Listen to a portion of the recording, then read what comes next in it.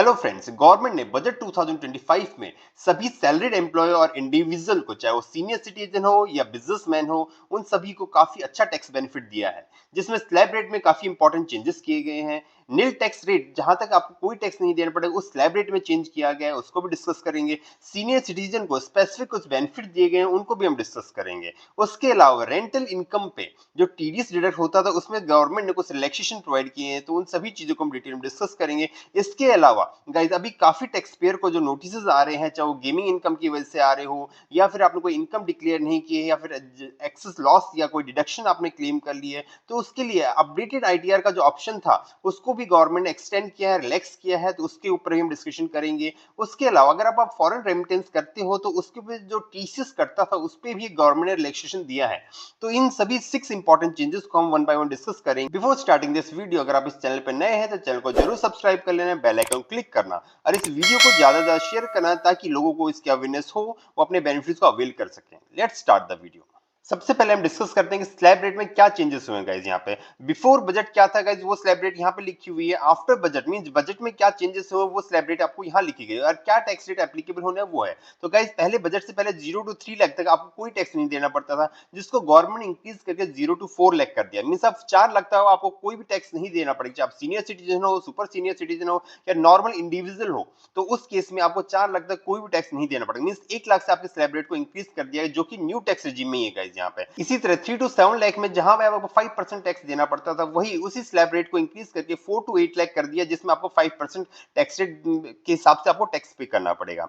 इसी तरह जहां पे स्लैब रेट पहले 7 to 10 लाख थी, उसको इंक्रीज करके 8 to 12 लाख कर दिया है, जिसमें आपको 10% टैक्स देना पड़ेगा गाइस यहाँ पे। इसी तरह बिफोर बजट जो स्लैब रेट में 10 to 12 में आपको 15% टैक्स देना पड़ता है, उसी स्लैब रेट को इंक्रीज करके 12 to 16 कर दिया। मींस आप 16 लाख तक आपको 15% टैक्स रेट देना पड़ेगा गाइस यहाँ पे। इसी तरह जहां पे पहले 12 to 15 लाख में आपको 20% देना पड़ता है, वहीं पे उसको इंक्रीज करके 16 to 20 लाख में आपको 20% देना पड़ेगा। इसी तरह पे अबाउ 15 लाख पे आपको 30% टैक्स रेट देना पड़ता था, वहीं पे उस स्लैब रेट को यहाँ पे गाइस 20 to 24 लाख पे आपको 25% टैक्स देना पड़ेगा। जैसे आपकी इनकम 24 लाख से एक्सीड होती है, तो उस केस में आपको 30% सीधा टैक्स रेट देना पड़ेगा। तो गाइस, पहले 15 लाख से ज्यादा होती है आपको 30% टैक्स देना पड़ता था, वहीं पे आप 24 लाख से ज्यादा जब होगी आपको, तब आपको 30% टैक्स रेट देना पड़ेगा यहाँ पे। तो काफी अच्छा बेनिफिट दिया, जो कि सैलरीड एम्प्लॉय है तो उसको ये सारे बेनिफिट यहाँ पे मिले। उसके अलावा गाइस, ये जो टैक्स स्लैब एप्लीकेबल होने वाला है वो 1 अप्रैल 2025 से एप्लीकेबल होगा। मींस असेसमेंट ईयर 26-27 के लिए एप्लीकेबल होगा।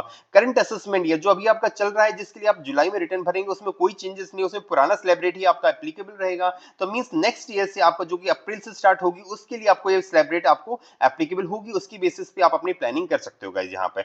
सेकंड जो इंपॉर्टेंट चेंज है गाइस, उस केस में आपको 12 लाख तक कोई भी टैक्स पे नहीं करना पड़ेगा, पर ये केवल और केवल जनरल इनकम पे होगा, स्पेसिफिक इनकम पे नहीं होगा। मींस आपकी सैलरी इनकम है तो उस केस में आपको 12 लाख तक की एग्जेम्पशन आपको अलाउ कर दी जाएगी। 12 लाख तक आपको कोई टैक्स नहीं देना पड़ेगा। पर आपकी कोई कैपिटल गेन इनकम है, स्पेशल रेट इनकम है, चाहे क्रिप्टो हो, आपकी कोई गेमिंग इनकम हो, उस केस में आपको 12 लाख के अगेंस्ट जो रिबेट है वो आपको अलाउ नहीं की जाएगी। तो इसका एक एग्जांपल समझते हैं। अगर आपकी सैलरी 12 लाख तक है, उस केस में आपको कोई भी टैक्स नहीं देना पड़ेगा। इसी तरह अगर 12.75 लाख मींस 75,000 एडिशनल इनकम है, तो उस केस में भी आपको कोई टैक्स नहीं देना पड़ेगा, क्योंकि गवर्नमेंट आपको 75,000 की स्टैंडर्ड डिडक्शन दे रखी है, जो कि पहले भी आपको अलाउ थी, और पोस्ट बजट भी गवर्नमेंट 75,000 की स्टैंडर्ड डिडक्शन दी है। मींस 12.75 लाख तक की इनकम पे आपको कोई भी टैक्स नहीं देना पड़ेगा, चाहे आप एक सैलरीड एम्प्लॉय हो, चाहे आपकी कोई बिजनेस इनकम हो, उस केस में भी आपको ये रिबेट आपको अलाउ की जाएगी, अगर आपकी इनकम 12.75 लाख तक है तो गाइस यहाँ पे। इसी तरह सीनियर सिटीजन है तो उनको भी ये बेनिफिट दिया जाएगा। मींस सभी इंडिविजुअल्स को ये बेनिफिट दिया जाएगा। पर जैसे गाइस आपकी जो इनकम है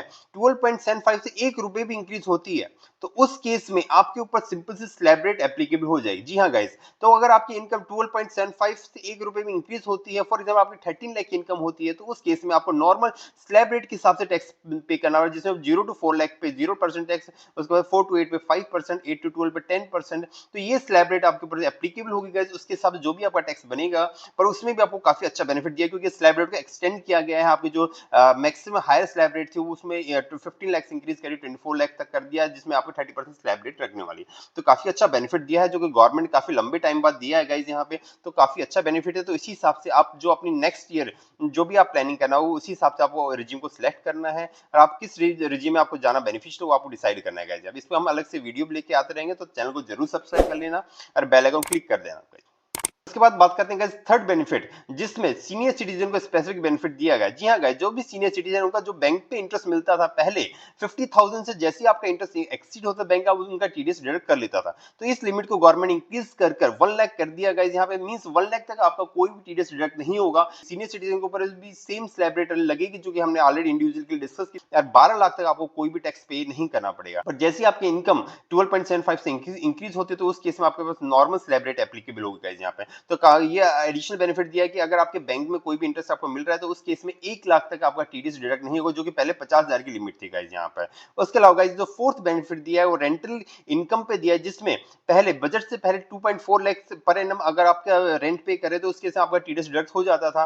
पर बजट के बाद उस लिमिट को इंक्रीज करके 6 लाख कर दिया, मीन 6 लाख के तक आपका कोई भी टीडीएस डिडक्ट नहीं होगा यहाँ पे। तो काफी अच्छा बेनिफिट दिया गया है यहाँ पे। तो उस केस में, पर इस केस में भी आपको अपनी रिटर्न मैंडेटरी फाइल करनी पड़ेगी गाइस यहाँ पे, क्योंकि आपकी इनकम 4 लाख से एक्सीड हो जाती है, तो उसके हिसाब आपको रिटर्न इनकम फाइल करनी ही पड़ेगी गाइस यहाँ पे।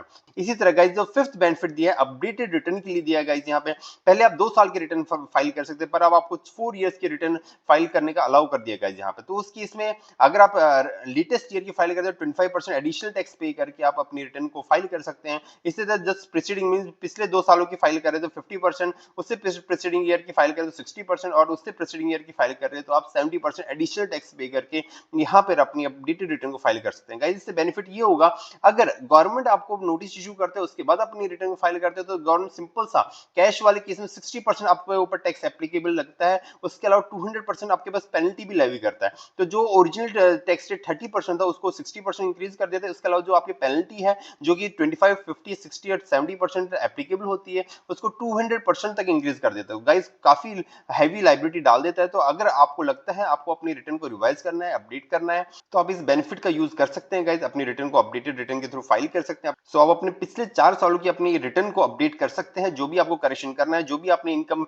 रॉन्गली या बाय मिस्टेक आपने कोई डिडक्शन क्लेम किया है, कोई आपको एडिशनल टैक्स पे करना था, आप उसको पे करके अपनी लाइबिलिटी को यहाँ पे करेक्ट कर सकते हैं गाइस यहाँ पे। तो ये फिफ्थ बेनिफिट था जो कि सैलरीड एम्प्लॉय को यहाँ पे दिया गया है, तो वो अपनी रिटर्न को अभी भी करेक्ट कर सकते हैं पिछले 4 सालों गाइस यहाँ पे। उसके बाद जो सिक्स्थ बेनिफिट दिया गया गाइस, अगर आप कोई भी फॉरेन रेमिटेंस करते थे पहले, तो 7 लाख से जैसे आपका एक्सीड होता था उस केस में आपको 20% टीसीएस डिडक्ट कर लिया जाता था।